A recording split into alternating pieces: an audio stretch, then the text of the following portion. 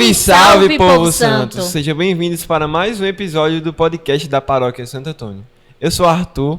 E eu sou Paula, discípula da Missão Galileia, e nós estamos aqui para levar você mais um episódio desse podcast que vai levar a ser santo de forma online. Ho, ho, ho! Eis a risada mais famosa do mundo. E essa risada, essa ícone, você conhece e está presente no nosso meio. O bom velhinho. De onde veio a tradição do Papai Noel de dar presentes e como esse ícone pode fazer parte das ideias e da presença das crianças? Além dele, existem vários outros símbolos no Natal: árvore, luzes, enfeites e, é claro, a ceia de Natal. Esse momento de família que une e que também traz alguns problemas. Afinal, o arroz tem passas ou não tem passas? Tudo isso, às vezes, pode acabar camuflando o principal desse momento. Aquele que veio até nós. Aquele que é o símbolo principal, aquele que é o tudo das nossas vidas. O nosso Senhor, o nascimento de Jesus Cristo. Então, nesse episódio, nós vamos tirar todas essas dúvidas e falar sobre tradições natalinas e como bem vivenciar esse momento, falando a verdade com a presença de Jesus Cristo. E para o nosso bate-papo sobre tradições natalinas, temos a presença da nossa ilustre convidada, Cristiane Batista. Ela que é advogada, mãe de 3, servidora pública e leiga da comunidade Nossa Senhora do Perpétuo Socorro, artesã e apaixonada por mesa posta. Seja bem-vinda, Santa. Boa noite, muito obrigada, Arthur, muito obrigada, Paula, por me receber aqui. Eu me sinto muito honrada por estar participando aqui nesse momento com vocês.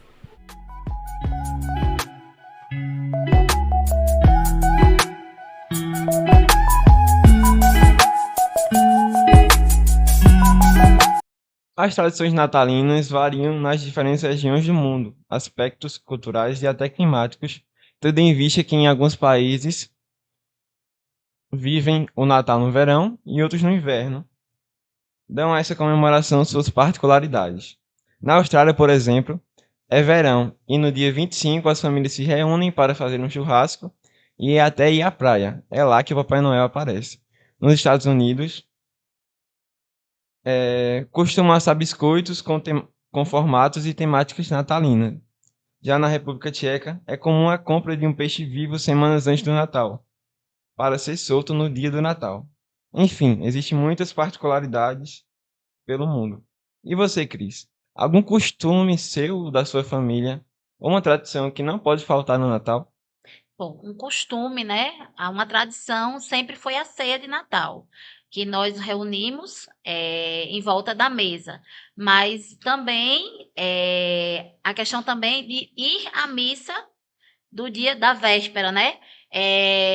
E por minha mãe ser idosa, ela tinha o costume de assistir a Missa do Galo transmitida pela televisão. Então, assim, é uma coisa que sempre me remete muito. Então, a gente passava essa noite assistindo a Missa do Galo, transmitida de meia-noite, né? Começa já de 11 para meia-noite e a gente ficava assistindo. Então, acho que das nossas tradições, dos nossos costumes. Além de vir à missa presencial, também fazer companhia a ela assistindo a Missa do Galo, transmitida pela TV. Esse período de Natal, assim, cada família, cada período vai trazendo suas características, né? Então, a gente viu que em cada lugar do mundo nós temos essas tradições. E é engraçado como existe essa interculturalidade. E nós vamos absorvendo essas culturas de outros países. Então, por exemplo, nós aqui no Brasil, nós estamos num calor imenso. Em pleno verão.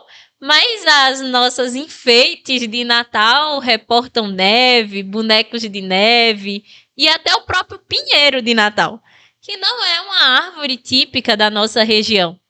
E essa interculturalidade vai se fazendo presente, mas ela vai trazendo também significados. né? Ela vem trazendo várias coisas por trás. Então, esse pinheiro de Natal, né? Nossa árvore de Natal, ela tem toda uma história, né? E por que é de tão longe, não faz parte, mas mesmo assim a gente ainda cultua esse pinheiro de Natal? Bom, essa tradição, né, do verde, ela tem a ver, ela vem do Antigo Egito e dos romanos, né? Que eles acreditavam que ter galhos, ramos, que tanto é que o ramo de louro em volta da cabeça, né, dos vitoriosos, traziam o renovo, né? Traziam a esperança. E aí, com o passar do tempo, o que é que acontece? Nós cristãos, né? No início dos tempos, a partir do momento que o cristianismo ia se expandindo pelo mundo, o que é que acontecia? Se ia se incorporando às tradições dos outros povos,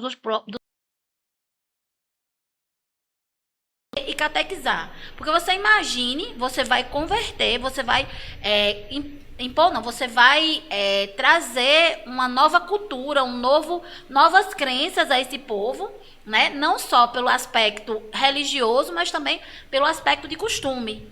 Então, não dá para você, não dava para os cristãos, os primeiros, né, exigir uma mudança brusca desse povo bárbaro, como era chamado, desses povos não cristãos. Então, tradições como essa, de ter algo verde, de simbolizar, e assim, esse verde era trazido justamente no solstício de inverno, que é 21 de dezembro. E aí, para nós cristãos, 25 de dezembro é o nascimento de Jesus, é o que a gente comemora. Então, foi trazendo essa tradição do verde, do renovo, justamente foi incorporando as tradições cristãs. Então, tá aí o verde na presença da guirlanda, uma guirlanda de Natal. Por que guirlanda? Porque é um círculo que não tem início e nem tem fim. Então, é aquela continuidade do ciclo da vida. E também a árvore de Natal, aí assim, são tradições que elas vão se perpetuando por vários anos. Então, não é que surgiu uma árvore e aí todo mundo começou a usar aquela árvore. Não. Existe um processo muito grande. Então, lá no Egito Antigo e na Roma, eram galhos. E aí, de várias versões, mas uma das mais conhecidas é que Martinho Lutero estava caminhando por entre pinheiros e viu as estrelas refletidas entre os galhos. Então, ele teve essa noção de fazer uma árvore com luzes. E aí, para se popularizar a árvore, demorou muito. Porque os cristãos novos, né, trouxeram essa tradição das árvores com luzes para os Estados Unidos. Então, por isso um costume forte dos Estados Unidos. Eles trouxeram para os Estados Unidos, mas ela só foi se popularizar na Inglaterra também. A Rainha Vitória já começou, mas assim, só veio se popularizar mesmo nesse século, a partir de 1920, a partir de 1930. Então, são tradições que às vezes a gente acha que sempre existiu. Não. Um ponto, ele passa a existir. E muitas tradições são novas, mas com a simbologia antiga. E, às vezes, hoje em dia, a gente reproduz um costume, mas não sabe bem por que reproduz, de onde veio. A gente sabe que a mãe da gente, os avós, então, os bisavós, todo mundo já tinha esse costume. Mas, às vezes, a gente não sabe. E, assim, o que me apaixona de verdade é justamente você fazer essa busca na história, você saber o sentido e o porquê desse símbolo, né? Uhum. E, assim, é muito forte as comemorações no povo europeu, nos povos não cristãos, né? Eles tinham o quê? Elas tinham as comemorações dos ciclos. O solstício de inverno, solstício de verão. Então, para eles, como eles cultuavam deuses ou divindades que estavam ligados à terra e estavam ligados aos elementos da natureza, então eles fazem muito essa ligação a esses elementos da vida, da terra, da natureza. Então, por isso a árvore foi progredindo de um galho, dos galhos da vida, do renovo, até chegar à árvore. Mas foi um processo de evolução muito grande. Então, começou na antiguidade. E hoje nós temos como ela é, né? Uhum. E é interessante algo que você falou aí, e até algo que nós vamos discutir bastante aqui no nosso podcast, é exatamente isso, como a igreja ela foi respeitando as tradições dos povos, onde ela foi chegando para trazer a palavra, para trazer Jesus Cristo, né? Então, essa ideia que muitas vezes se coloca como uma igreja que matava os costumes, que retirava os costumes, nós vemos ao contrário. Nós vemos na história a igreja trazendo, ressignificando esses costumes, a igreja trazendo uma nova leitura para que essas pessoas, através dos seus elementos, né, através do elemento da vida, pudessem entender esse significado que é o do nascimento, a vinda do Cristo. Então, esse momento do Natal, né, ao que a gente já falou, será que Jesus nasceu dia 25 de dezembro mesmo? Então, não sabemos, mas a igreja, para poder aproveitar isso, né, que é o nascimento do sol. Então, quem é o sol das nossas vidas? Quem é o sol do mundo? Quem é o verdadeiro sol? Aquele que traz todo sentido? É Jesus. Então, Jesus vem se nascer no meio de nós, vem nascer no meio do povo. Então, essa ressignificação desses elementos, né? E aí nós vamos trabalhar, né, vendo alguns outros elementos que é muito curioso.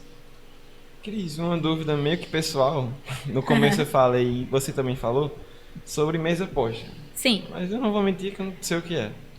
Então você poderia explicar para os leigos, para todo mundo que está em casa, o que é essa mesa posta?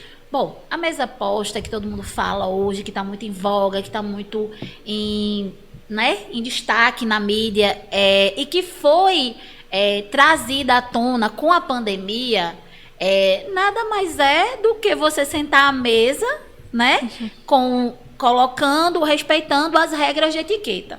Então, não que seja algo engessado, pelo contrário, a etiqueta não engessa ninguém, a etiqueta ela não exclui ninguém. Quando você estuda a etiqueta, você sabe que, pelo contrário, ela está ali justamente para acolher e para,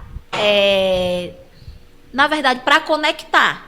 Na verdade, a mesa posta, nós utilizamos assim, a mesa posta como um momento de integração da família. Então, a mesa posta, de uma forma bem superficial, seria dizer que você vai colocar os pratos, né? Você pode, para você montar uma mesa, você precisa, é como se fossem uns instrumentos, né? Você vai precisar, o que é que você vai comer? Que tipo o lado que vai ficar a xícara, o lado que vai ficar, tudo isso, como são dispostos os elementos na mesa. Só que assim, quando você começa a ver a mesa da forma que ela deve ser feita, ser vista como estar à mesa para conectar, né, as pessoas, porque você senta à mesa com seu companheiro, com quem você come o pão, entendeu? Então, esse momento, eu sei que muitas pessoas acreditam que é uma estética, que é algo de ter uma louça nova, é algo de ter, mas não é. Na verdade, é algo de você se sentar à mesa com as pessoas, com seus convivas, né? A mesa posta tem o aspecto estético, de ter um prato, um suplá, uma ordem de prato raso, prato fundo, talher, o talher, quais os talheres são posicionados, entendeu? Direita, esquerda, sobremesa, à frente, com quem você vai comer. Você não vai tomar uma sopa com um garfo, né? Você vai tomar uma sopa com a colher. Você vai tomar uma colher de sobremesa. Uma sobremesa você não precisa de um talher tão grande. Mas assim, o mais importante do que louças novas, do que você saber a posição, é você colocar o seu amor naquilo ali, né?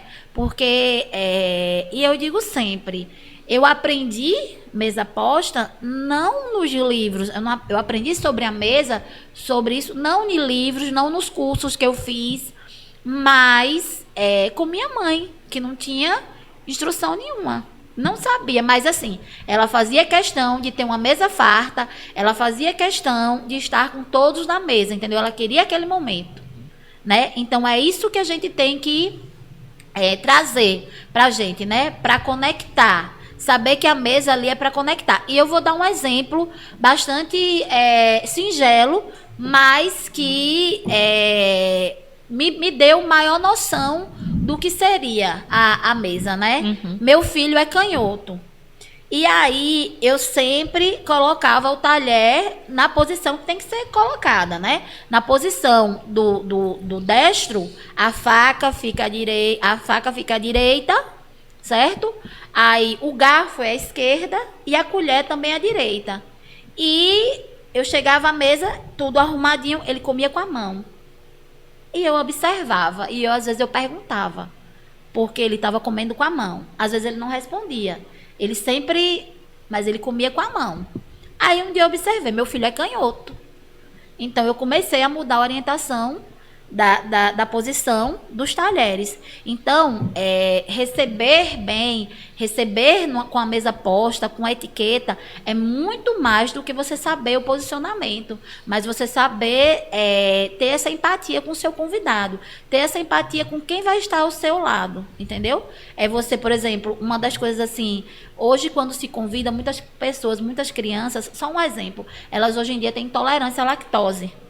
Então, como é que você vai convidar uma criança para o seu aniversário, o aniversário do seu filho, e não pergunta se a outra criança pode consumir todos os alimentos? Então, assim, você pode dar um banquete, mas se a pessoa não puder ingerir aquilo ou fizer mal, não adiantou nada, né? Então, receber bem, você tem que saber que quando você está à mesa, você tem que tratar bem quando você é um anfitrião, você tem o rei na sua casa, é o seu convidado, né? Então, passa por tudo isso. Não precisa ser a mesa simplesmente arrumada, mas pode ser vários serviços, mas receber com amor. E agora, nesse momento, né, de ceia de Natal, de receber a família, acho que é bem importante. Mas mudando um pouco do foco desse assunto sobre o Natal, vamos para mais um quadro do nosso podcast, o Vozes do Interior.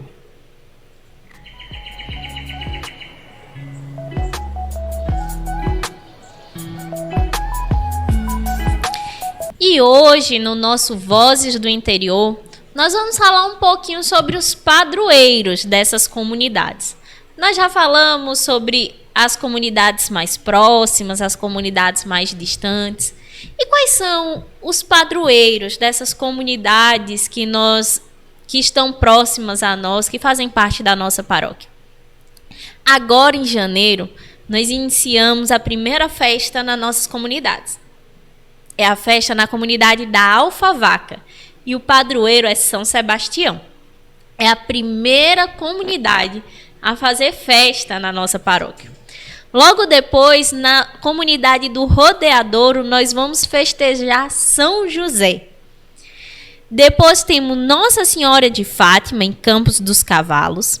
Sagrado Coração de Maria, na comunidade do Umbuzeiro. Santo Antônio, que é o nosso padroeiro, ele também é comemorado nas comunidades de Bananeira e de Goiabeira 2. São João Batista são os padroeiros das comunidades do Marruá e do Pau Preto. Santa Isabel, padroeira da comunidade do Alagadiço. Santa Ana, padroeira das comunidades de Baraúna, Fazenda Santana e Curral Novo. Na comunidade do Sabiaú, nós festejamos Bom Jesus da Lapa. Santa Terezinha, na comunidade que leva o nome dela, Santa Terezinha. Nas comunidades do Horto, Nossa Senhora Aparecida. No Junco, Nossa Senhora do Rosário. Nossa Senhora do Patrocínio, na comunidade Lagoa do Salitre. Santa Luzia, na comunidade do Sabiá 2, e a Imaculada Conceição, na Barrinha da Conceição. Então veja que riqueza nós temos na nossa paróquia. E você, aí que está acompanhando nosso podcast, você já participou de alguma festa de padroeiro no interior da nossa paróquia? E nós queremos saber de você. Você já participou? Comenta esse vídeo, coloca qual foi o padroeiro que você participou, o ano que você participou. E nós já te convidamos, desde já, para participar das próximas festas dos nossos padroeiros do interior.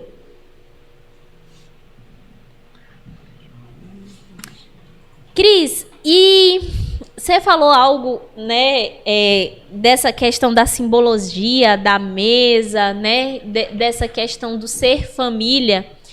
E outro símbolo muito interessante do nosso Natal é o presépio. Sim, né? Mas é o símbolo mais importante, né? Sim. O presépio, né? Jesus é o nosso convidado, né? Na noite de Natal. Ele que nos chega trazendo a luz, né? O presépio, ele também tem uma história, né? Nossa geração, as gerações anteriores, né? Conhecemos o presépio. Mas aí, na época de São Francisco, ele não tinha como era que ele ia explicar o nascimento de Jesus no momento de catequizar, no momento de evangelizar. E aí ele inovou, né? Ele pensou justamente nessa representação. Então, o criador do presépio foi São Francisco. São Francisco. Então, para representar, para ele melhor evangelizar, ele colocou os elementos, as figuras, né, do Natal. Os elementos, quando eu digo, são os Reis Magos, né, a manjedoura, Jesus, José. Então, Maria. Então, ele fez essa representação, né, tanto humana. E aí depois viu-se que era bom, né? E aí começou a fazer em madeira. E presépios, né, começaram a surgir no mundo todo como uma memoração, né? Uma rememoração do nascimento de Jesus. Então, as pessoas começaram a fazer os presépios, a esculpir, e aí vieram vários madeira, os primeiros eram de madeira, barro, porcelana, louça, e hoje em dia a gente inova, né? MDF, tem pessoas que... E só assim, trazendo um pouco, né? Que eu esqueci de falar sobre a árvore de Natal... você falou um pouco sobre essa questão da diversidade, né? Porque lá no hemisfério norte, eles estão no inverno. E aqui nós estamos em pleno verão. E tem essa questão desse choque, né? De culturas, entre as culturas. Mas, justamente, assim como o presépio, a árvore, hoje em dia a criatividade nos permite, né?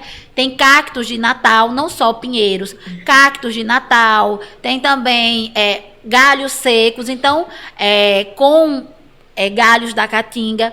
Então as pessoas aqui, né, os brasileiros, e não só aqui no Brasil, mas ao redor do mundo, se traz os elementos para a sua realidade, como sempre vem acontecido. Então, os presépios, o primeiro presépio, né, representação humana, e também de madeira. E aí surgiram pelo mundo todo os vários elementos do presépio, que você traz à sua casa nessa época, né, no primeiro domingo do Advento, né. E outra coisa, né? As pessoas têm muita dúvida sobre isso. Quando eu vou montar a minha árvore? Quando é que eu vou montar o meu presépio? Quando é que eu vou colocar ali meu presépio, minha decoração de Natal? Hoje em dia, pela questão do comércio, muito cedo vocês vão no comércio, tá lá, novembro.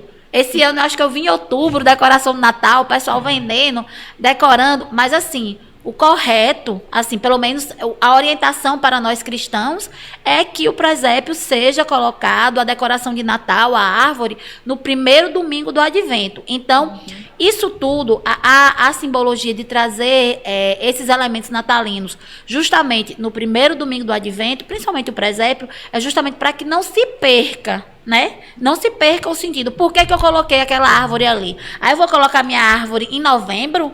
Eu não vou colocar minha árvore em junho, né?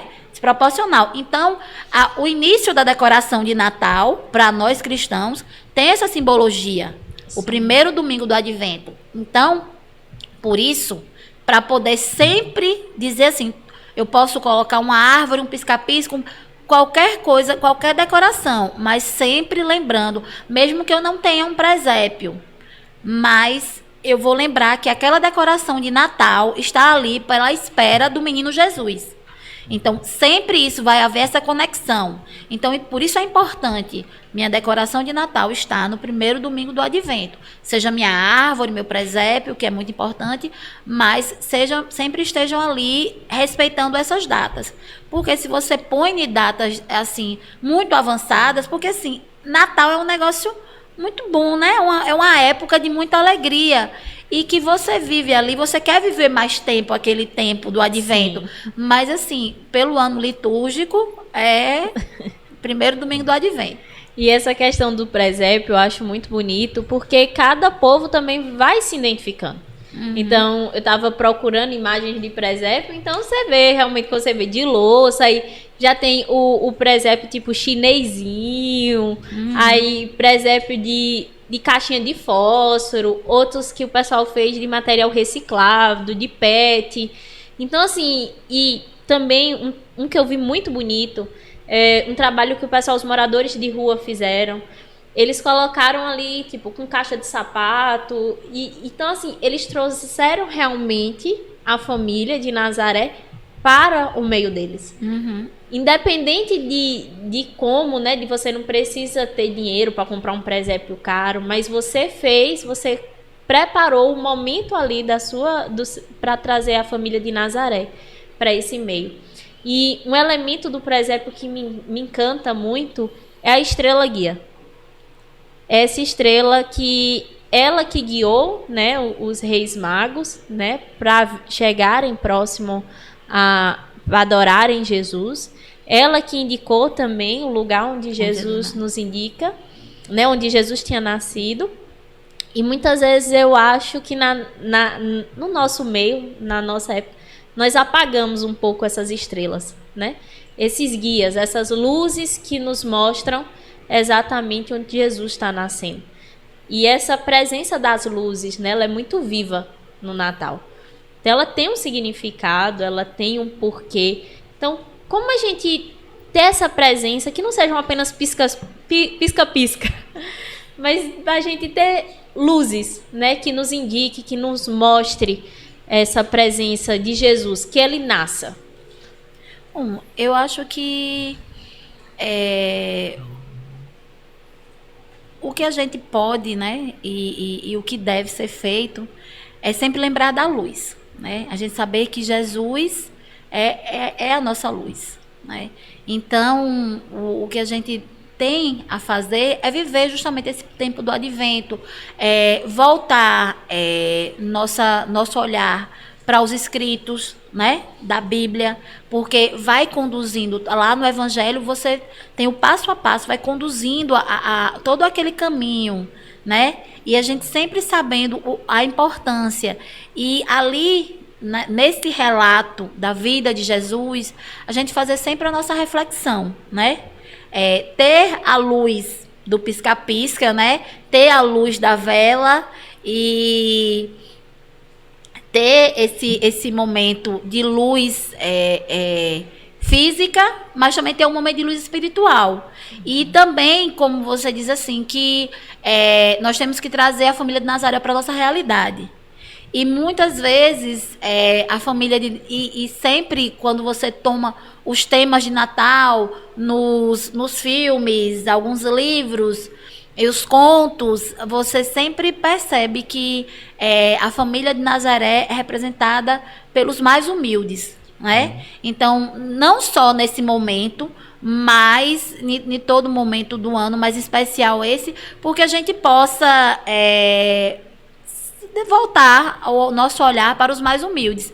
E quando o Arthur falou assim sobre a questão da mesa posta, às vezes a gente pensa, poxa, e pessoas que nem têm a mesa, mas a mesa não é o móvel, sim, a mesa é o lugar, é onde você pode sentar ali ao lado do seu companheiro e fazer uma refeição, mesmo que seja no chão. Mas a mesa é o lugar de partilha. Eu acho que para se chegar à luz e para se manter a luz viva, é o momento da partilha, é o momento de estar perto de quem necessita, né? E os menos favorecidos não são só os que não têm o necessário, mas muitas vezes aquela pessoa que tá ali vivendo aquela escuridão, tá precisando daquela luz, né? E outro símbolo presente na decoração de Natal é a guirlanda.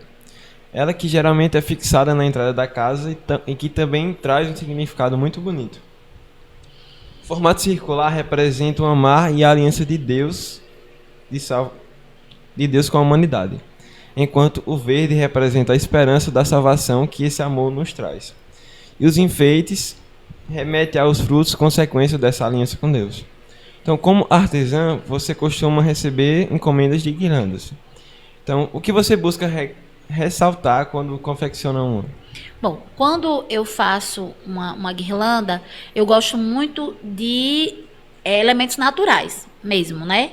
Então, assim, eu já fiz uma guirlanda e a pretensão era que ficasse um especial, porque ela era feita de eucalipto. Então, ela era feita do verde natural. Então, o verde é o que traz realmente esse rebuscado da esperança, né? E como eu já tinha falado anteriormente, é um símbolo que não era um símbolo cristão, mas que foi trazido para nós, né? Para poder acolher a fé dos cristãos novos, das pessoas que iam se convertendo, né? Então, assim, o que eu gosto muito de envelhecido, mas as pessoas gostam de brilho.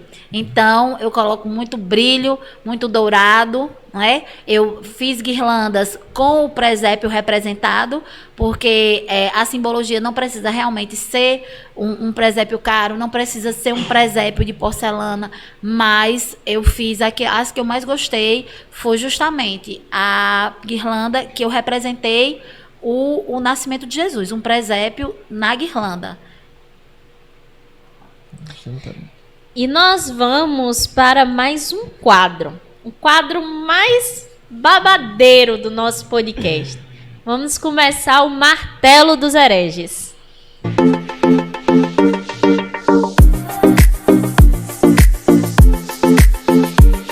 E hoje o nosso Martelo dos Hereges está tinindo, porque nós sabemos que muitos cristãos têm umas péssimas manias nesse período. Para começar o Natal, ele começa agora, 24, só que ele só vai terminar no dia 6 de janeiro, com a Epifania do Senhor. Então esse período, Natal, virada de ano, tudo isso é Natal para nós, festa de Natal. E nós cristãos temos uma péssima mania, alguns cristãos, que são a simpatia. Você acredita? Simpatia. Você acha que simpatia cabe para cristão? Nós que estamos falando que Jesus é a luz do mundo, Ele que vem resplandecer nas nossas vidas, Ele que é a nossa verdade, Ele que é a luz. E aí, Ele que é o Senhor da paz. E aí vem pessoas usarem branco para poder ter paz no ano que vem.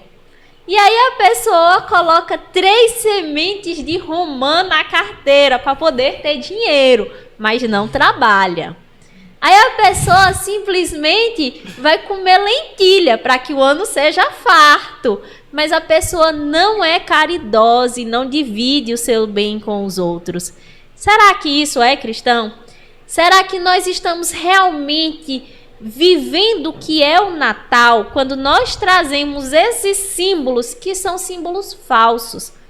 Nós que estamos falando aqui de símbolos verdadeiros, aquele que nos mostra o verdadeiro sentido no Natal, no meio desses símbolos falsos, no meio desses símbolos verdadeiros, estão recheados de símbolos falsos. Ou seja, o joio e o trigo estão misturados.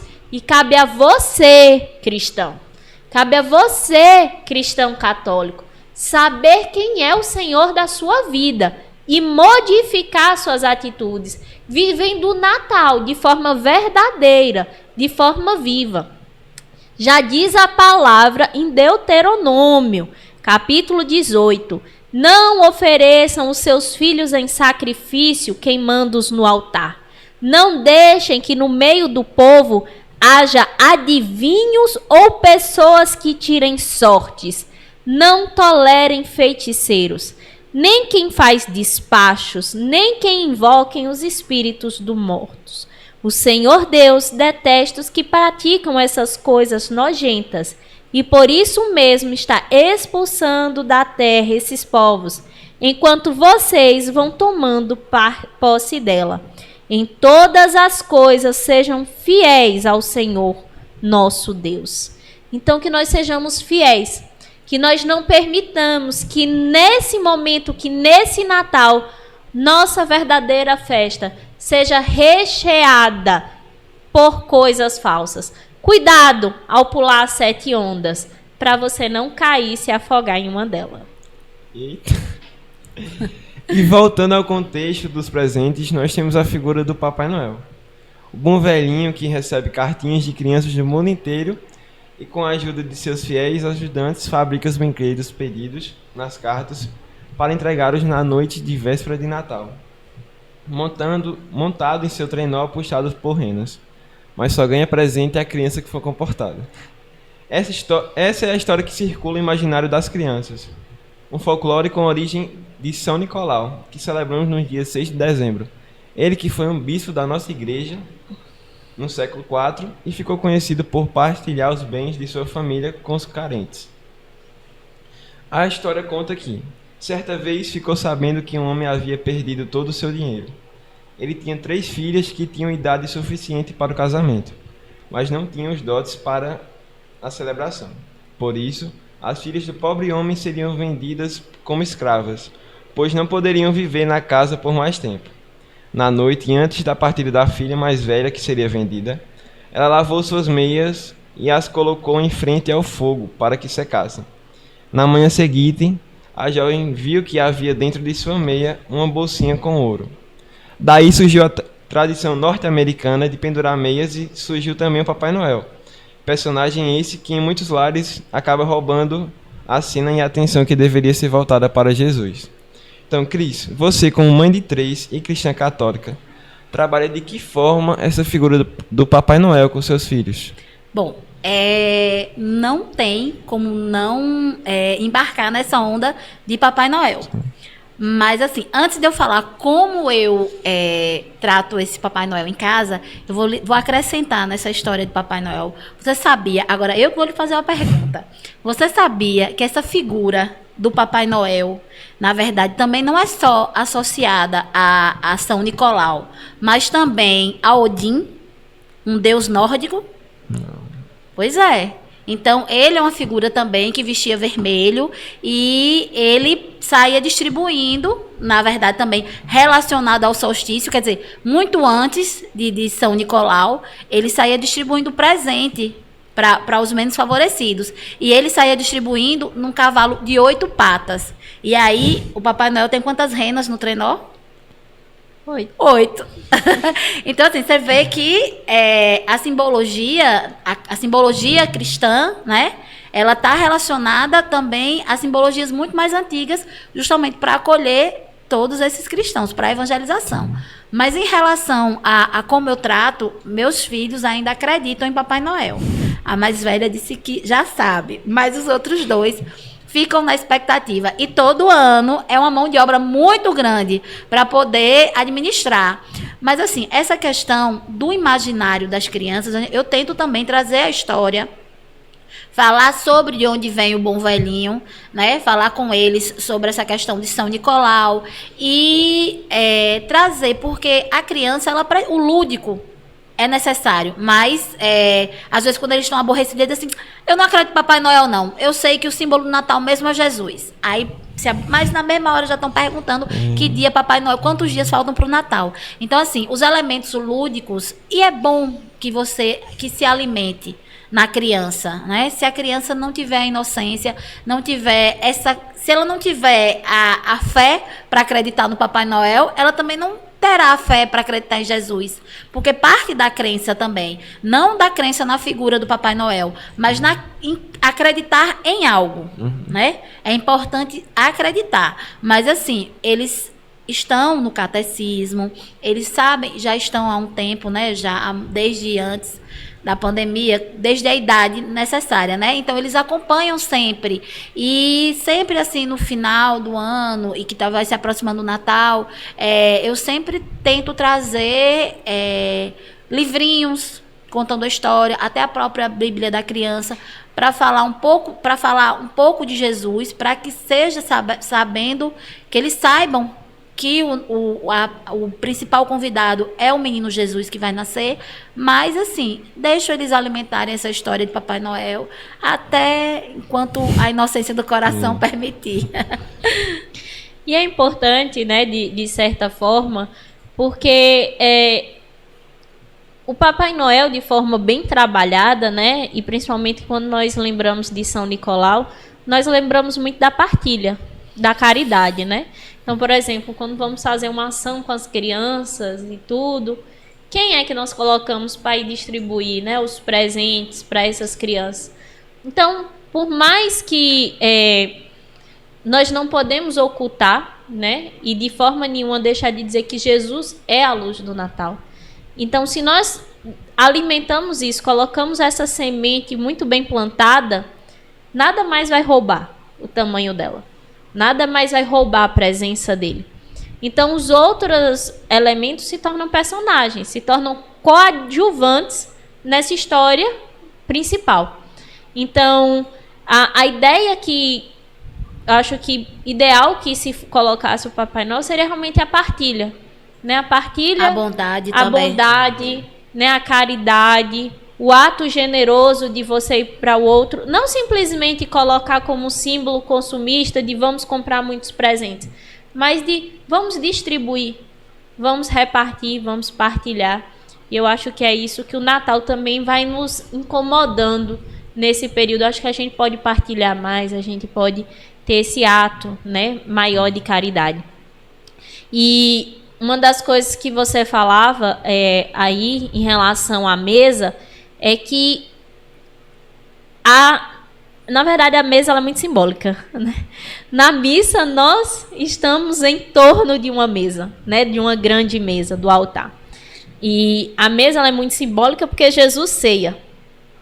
Jesus faz a sua última ceia em uma mesa e ali partilha com os seus, né? E partilha e divide os seus bens. Então, realmente a ceia ela nos traz essa ideia.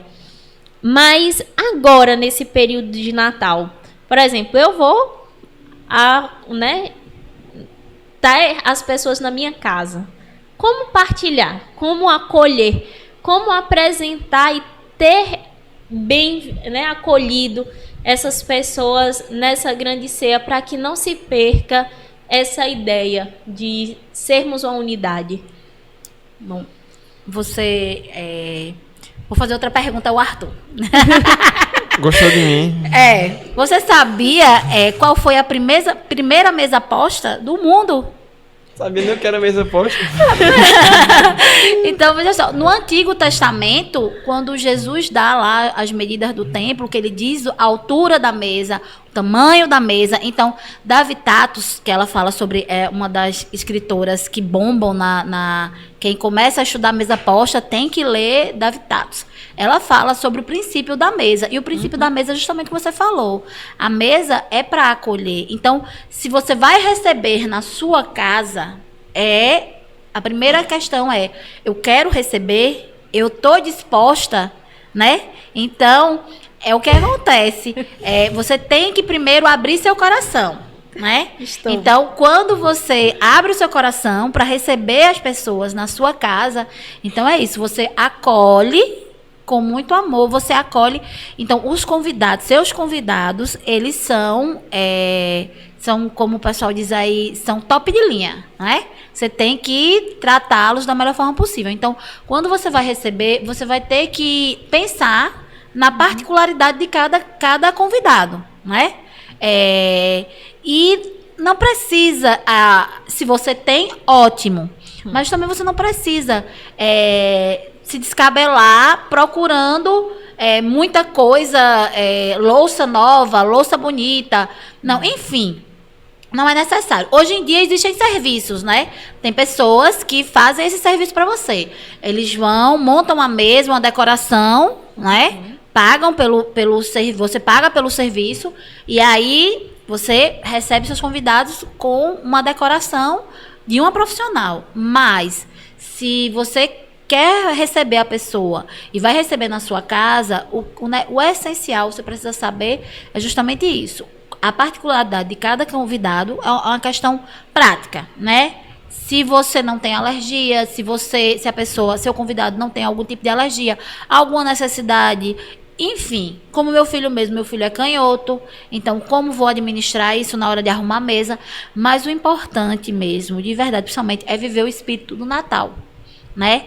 É estar ali naquele momento com seus convivas, você recebendo bem, celebrando o nascimento de Jesus. A todo momento eu falo sobre isso. Qual é o sentido do Natal? É o nascimento de Jesus. E que naquele momento que você esteja recebendo, e que sua decoração faça isso também. Que não é necessário que seja algo também refinado. Como a gente vem falando o tempo todo.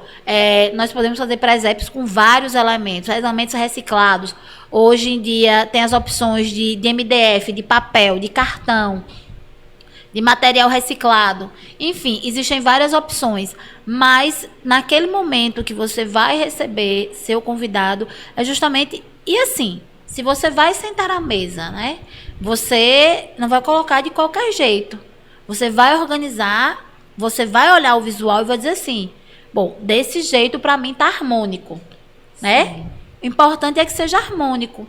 Você vai dispor os elementos, os pratos, da forma que você sabe. E hoje em dia, Instagram e YouTube tá aí para todo mundo, né? Você aprende tudo. A minha primeira mesa, assim, porque eu já fazia questão de ter as pessoas em volta da mesa. Mas a minha primeira mesa arrumadinha assim, eu fui na internet e fiquei procurando elementos. E eu sou assim. Eu vejo 10 mil postagens, porque assim, qual é a certa? O que é uníssono? Eu nunca faço uma coisa de forma aleatória. Então, se eu vou fazer, eu quero que seja feito direito. Então, a primeira mesa que eu fiz foi nesse sentido, buscando na internet, procurando uma amiga. Eu disse, amiga, e aí, como é que você faz? Como é que é para ser feito desse jeito? Eu disse, eu quero fazer e quero que seja interessante. E assim, uma coisa que eu quero partilhar com vocês é que assim, o artesanato me levou para a mesa posta, entendeu? Então, essa questão de fazer com as mãos, né? De colocar o amor, de fazer ser manual, remete à mesa, porque tudo que você faz lá à mesa você põe as suas mãos, né? Então, foi ele que me remeteu e a procurar, a pesquisar. Então, você vai, pesquisa como é que eu posso fazer melhor uma decoração simples com o que eu tenho, uma mesa posta com o que eu tenho em casa. Não precisa ser nada novo, não precisa ser nada... E eu prefiro também o antigo, né? Gosto muito de coisas antigas. Então, se tiver uma cristaleira aí dando vacilo com os... Pode me contar onde que eu vou atrás. Mas, assim, é dessa forma, é receber com amor e com coração.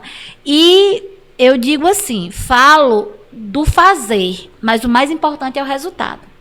Quando eu fiz minha primeira mesa arrumadinha e que todo mundo viu, e na verdade que eu digo todo mundo, são os meus filhos, que eles perceberam o carinho e o amor naquela mesa, foi um resultado muito, muito inesperado, né? De se reunir à mesa, de estar... Então, assim, hoje a gente tem um vilão muito grande, que é a TV. Hoje em dia, muitas pessoas têm o hábito de comer em frente à TV. Então, uma mesa, geralmente, ela fica de segundo plano.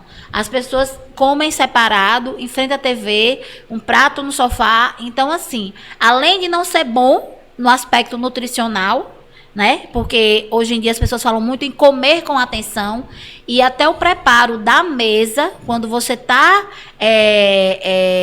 preparando e colocando a mesa, ela lhe tira aquela ansiedade do alimento, de comer. Então, esse preparo, ele tem um resultado não só no aspecto emocional, no aspecto da conexão, mas também no aspecto nutricional, no aspecto físico, né? Que aí você fala muito em experienciar a mesa, né? Você vai estar ali à mesa com vários elementos. Então, você prepara o alimento, você chama as pessoas que estão na sua casa para lhe ajudar a dispor os alimentos, a dispor a mesa, a arrumar e depois também o retirar a mesa, né? Naquele momento de integração, da responsabilidade, tudo, né? Não é só, a mesa tá bonita, eu comi e vou-me embora. Não. Tem também, principalmente para quem tem criança. Bora, vamos arrumar a mesa, vamos botar o prato no lugar, vamos lavar. E naquele momento que você está ali de organização e de integração, porque você vai interagir com seus filhos, você vai interagir com as pessoas que estiveram na refeição com você. Antigamente, à disposição dos cômodos, a cozinha, assim, por um aspecto medieval, porque antigamente a cozinha, ela era um ambiente altamente perigoso. Por que na Idade Média? Porque antigamente você tinha, por exemplo, Carré é um cozinheiro famosíssimo. E por que muitos cozinheiros? Pode imaginar por que muitos cozinheiros na cozinha e não mulheres, homens e não mulheres? Matar o porco. Não, porque a cozinha era um ambiente extremamente perigoso. Porque, por exemplo, o fogão, onde você se cozinhava, era um ambiente aberto. Aí a mulher tinha aquelas várias saias, e aí muitas eram queimadas vivas, até que você conseguisse tirá-la daquele ambiente insalubre, entendeu? De dentro da cozinha. Então, por isso se tinha muitos cozinheiros. Então, a cozinha era um lugar perigoso. A cozinha era um lugar que ficava afastado, até pela questão da temperatura. A cozinha era um lugar... Hoje não. Hoje a tendência é que a cozinha seja um lugar integrado com a sala de jantar, com os outros cômodos, com a sala de jantar. Justamente por conta disso. Porque a mãe, que é a cozinheira, né? Ela sempre fica distante, né, da conversa, do antes eu digo assim, a mãe, em regra, porque também tem pai que cozinha, né? Então, mas a pessoa que cozinha, ela fica afastada, ela ficava afastada do ambiente ali social, mas hoje em dia não. Muitas casas, hoje se chama no conceito aberto. E essa integração cozinha, sala de jantar, é justamente isso, para que a pessoa que prepara, a pessoa que arruma, não fique distante das pessoas que vão ser servidas, né? Excluída. E ao final também, se você vai, tá todo mundo ali, divide em equipe, fulano vai, lava um prato e ali tá todo mundo conversando, entendeu? E agora vamos para o nosso quadro Plantão Paroquial.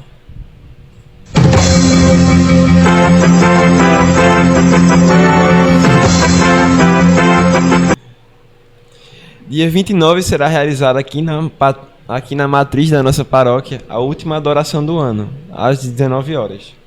E no dia 31 teremos a missa de Ano Novo, também na matriz, às 20 horas. E para finalizar o nosso bate-papo, quero deixar já um convite, Cris, para você ir para minha casa arrumar a minha mesa. Com certeza, eu vou a minha sim. Também. Está convidadíssima para arrumar a mesa. E vai.